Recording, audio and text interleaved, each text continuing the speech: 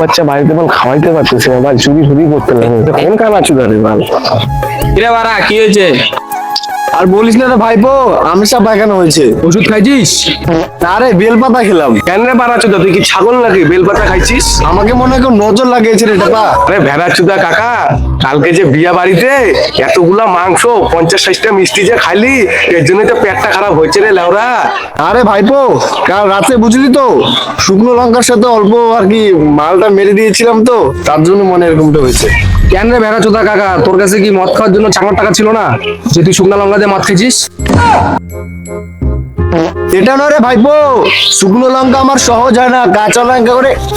ওকে, তুই বাল গুলো বেশি বাল বুঝলাম না, সহজ হয় না মানে তুই বাল বেশি গেল। আরে ভেড়া চোদা, সহজ হয় না মানে শুকনো লঙ্কা খাওয়া সহ্য হয় না, প্রবলেম আছে। এতক্ষণে বুঝলাম ভাইপো।